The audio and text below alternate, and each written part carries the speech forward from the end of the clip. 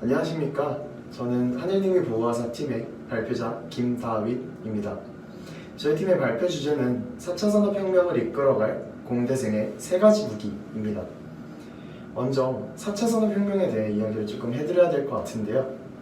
4차 산업혁명이란 개념을 처음 도입한 클라우스 슈밥은 4차 산업혁명을 이야기하면서 전 세계의 사회문화 전반을 부흥시킬 수 있는 과학기술 시대가 도래했다라고 말했습니다.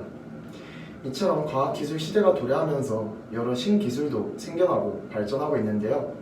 알파고를 비롯한 인공지능, 사람 없이도 주행할 수 있는 자율주행 자동차, 사람과 사물, 공간을 인터넷으로 연결하는 IoT 등과 같은 신기술들이 계속해서 발명되고 있습니다.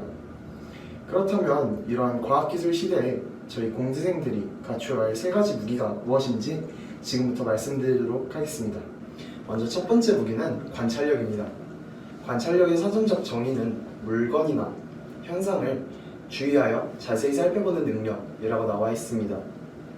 하지만 저희가 말씀드리고자 하는 관찰력은 이것보다 한 발 더 앞서 나간 개념인데요. 그렇다면 관찰력이란 무엇일까요? 먼저 설명드리기 전에 한 가지 예시를 보시겠습니다. 왼쪽 사진을 보시면 과거에 자주 사용되었던 만년필의 모습을 확인하실 수 있습니다. 이 만년필은 보편화된 필기 도구였지만 뭉침, 번짐 등의 불편함으로 인해 점차 개선되었고 오른쪽 사진과 같은 볼펜의 모습으로 대중화되기 시작했습니다. 이 예시에서 알 수 있듯이 모든 물건들은 이러한 불편함을 해소하는 방향으로 발전하고 발명됩니다. 그렇다면 여러분들은 일상생활 속에서 이러한 불편함들을 얼마나 인식하고 계신가요? 저는 종종 물건들을 사용할 때 이러한 불편함들을 인식하곤 하는데요.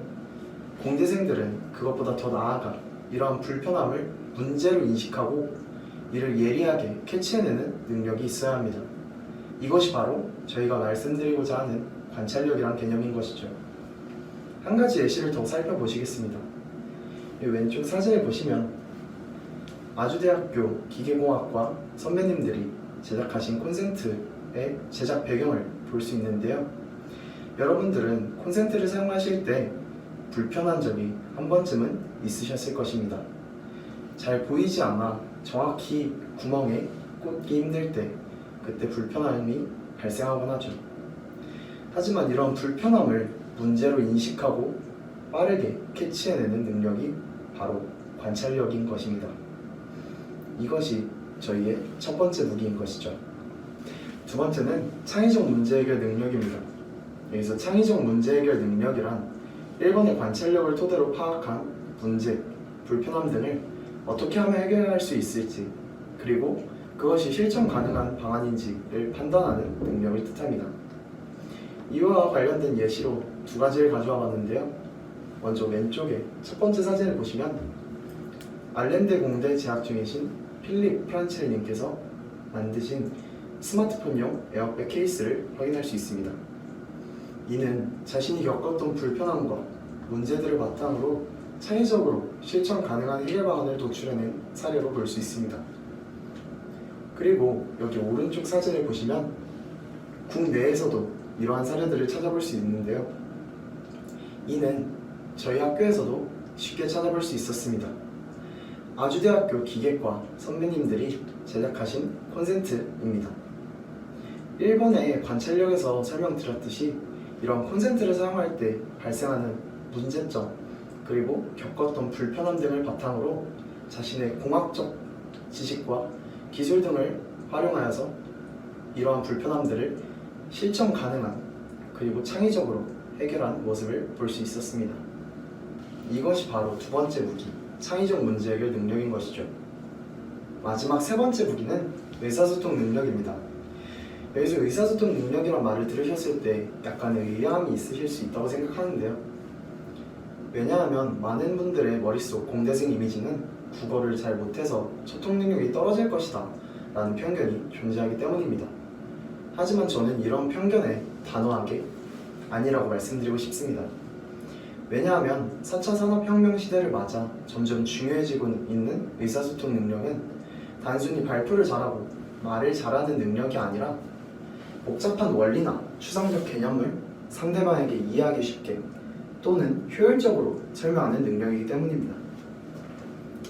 이러한 의사소통 능력의 한 예시로는 프로그래밍 언어를 들 수 있는데요. 프로그래밍 언어는 기계어를 구사하는 컴퓨터와 자연어를 구사하는 인간의 매개체로서 획일화된 특성을 지니고 있습니다.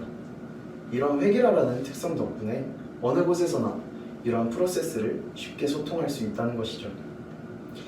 하지만 이러한 분야는 발전 속도가 굉장히 빠르고 현재에도 기하급수적으로 이런 언어가 더욱더 생겨나고 있기 때문에 쉽게 접근할 수 있는 언어는 아닙니다. 또한 이러한 언어를 다 배우고 습득하기 위해서는 꾸준한 노력이 필요하죠. 하지만 이러한 꾸준한 노력을 통해 이러한 언어를 습득하게 된다면 충분히 다른 사람들과 게다가 언어가 다르더라도 충분히 소통할 수 있는 모습을 보여줄 수 있을 것입니다. 이렇게 된다면 공대생에게 언어의 장벽이란 없어지는 것이죠. 지금까지 공대생의 세 가지 무기를 알아왔습니다. 첫 번째, 관찰력. 두 번째, 창의적 문제 해결 능력. 세 번째, 의사소통 능력.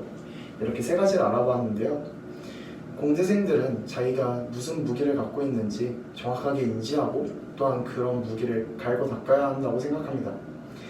저희 팀 또한 발표를 준비하는 동안에 이러한 저희들이 갖고 있는 무기와 능력들에 대해서 좀 더 고찰해보는 소중한 시간을 갖게 된 것 같습니다. 이상 발표를 들어주셔서 감사합니다. 하늘님의 보호하사 팀의 김다희 씨였습니다.